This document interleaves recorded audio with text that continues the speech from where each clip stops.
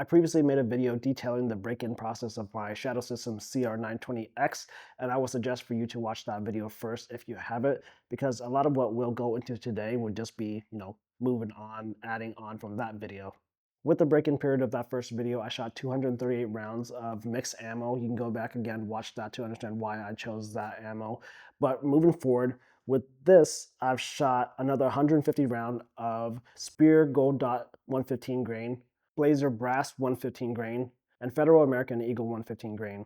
As explained in my first video, I've chosen to shoot 115 grain with this gun pretty much exclusively just because it feels the best in my hand and it's what I'm most accurate with for this particular gun.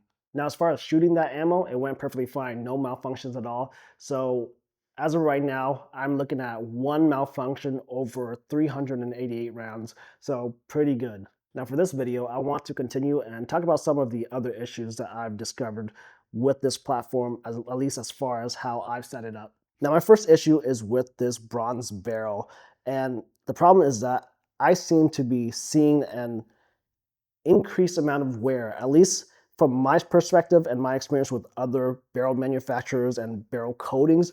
This bronze barrel has been wearing off faster than any other color barrels that I've ever seen. And I can't really show you what it looks like because of the reflections and whatnot and the shiny surface, but I've taken a few photos, I've shipped it off to Shadow Systems, and they agreed that the wear seems to be excessive and they're going to warranty this barrel out and give me a new one. So that kind of tells you that at least this particular barrel is wearing off a lot faster than it should. And like I was saying, it looks uneven. Obviously at the top, there's some silver spots, really around the entire hood of this barrel. You can see like silver spots everywhere. So that's kind of, you know, not exactly what you want. And like I said, Shadow Systems is going to warranty out this barrel. So we'll see how that goes. Something that I do want to note is that when the CR920, I believe, first came out, there was a legit problem with the coating, the bronze coating barrels, and Shadow System did essentially a soft recall. You can get a new barrel if you wanted to. If you contacted them, they'll give you a new barrel. And with these newer barrels in the CR920s and 920X, that problem was supposedly not going to be a problem anymore, but I don't know, maybe I got a bad batch and maybe the problem is still a problem. Next, let's talk about the Streamlight TLR7 Sub HLX that I have installed onto this gun. And if you watched the first video, I showed that during live fire, as I was shooting, this light actually popped off and flew onto the ground. And second range trip in a row, it happened again. But this time, as I was firing, I could feel it pop off, and I actually saw it hit the ground onto the range next door of my neighbor shooting at the indoor range.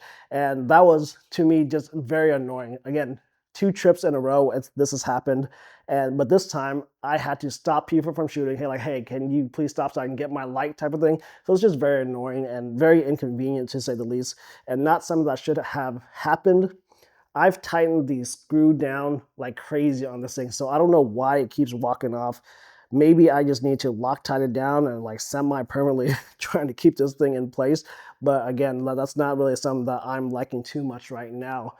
But I am at the moment kind of tied onto this weapon light because I've made a video about it, but I've installed the Antimatter Industries wing for this light, or at least it's attached to the light, so I need the light to make this wing work. Now, for those unfamiliar, the wing is essentially a gas pedal type of mechanism where it allows you to have more surface area for your thumb to sit on your offhand.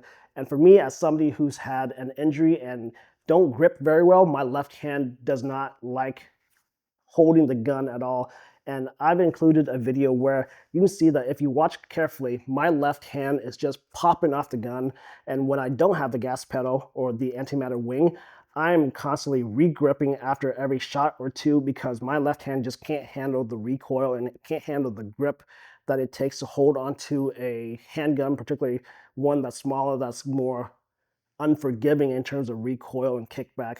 So having the wing for me at the moment has been a complete game changer. This thing is one of the biggest influential change in terms of a positive change in my shooting that I've ever experienced. It's allowed me to grip. And if you just watch that video, my left hand with the wing is very consistent. It's just shoots and, I feel the recoil, kick back, move, and it's just back on target very quickly. Whereas without the wing, I'm shooting, okay, regrip, shooting, finger flipped off, okay, let's regrip.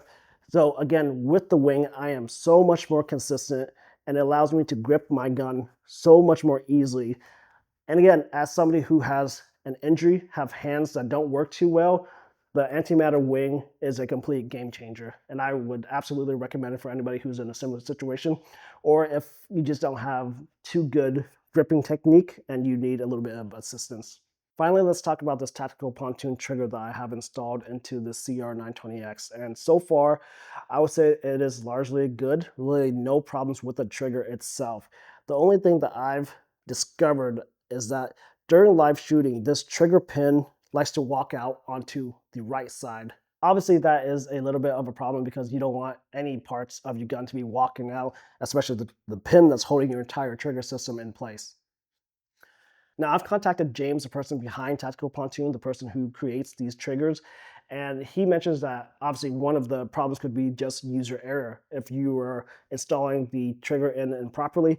And yeah, obviously that could very well be the case, but I'm just saying in my situation, that doesn't seem to be the case because if I were to just sit here and try to press this trigger pin out, it's not coming out. It's captured in place with the slide lock.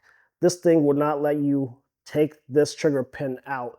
And again, I cannot just sit here and push it out. The only times that the pin actually tries to walk out is under live fire. So something is happening with that recoil that's causing this pin to walk out. And James' response is that essentially that this slide lock has a spring on it, and the shadow system small parts are just not that great in the first place, according to James. And this spring that holds everything in place could just be a little bit too weak and allowing everything to walk out. So that's not really what I want to hear because obviously there is still something wrong and there is potential for this pin to just walk out. So to me, the only real solution right now is possibly to just buy a new side lock to replace this thing and see how it works out. And moving forward, I'll just have to report back, see what happens. But other than those minor problems, I'm really loving this gun. This is definitely going to be my carry gun moving forward if everything continues to go well. If I can keep the light on with maybe some Loctite, if I can prevent the pins from walking out with possibly a new slide lock, this thing would be essentially flawless in my eyes. The O sight actually is working well. It's holding 0 and it's accurate. It's helping me be accurate. I love this setup so far, and I'm perfectly happy with this particular firearm. For now, I think this gun needs a couple more range trips just to verify that, this thing doesn't pop off, this thing doesn't pop off. But other than that, this has been an amazing platform. I really enjoy the CR920X, at least in the configuration that I have it. If I didn't have the various accessories, I wouldn't like it so much, I would say. But I wouldn't like a Glock too much stock either. So I think this is as perfect of a subcompact that I can possibly get. And that's going to be all for now. If you guys have any questions or any suggestions, please leave it in the comment down below and I'll do my best to respond to you. If you've enjoyed this video, I hope you can leave a like because that would really help the channel out. Subscribe for more content like this, and I'll catch you guys in the next one.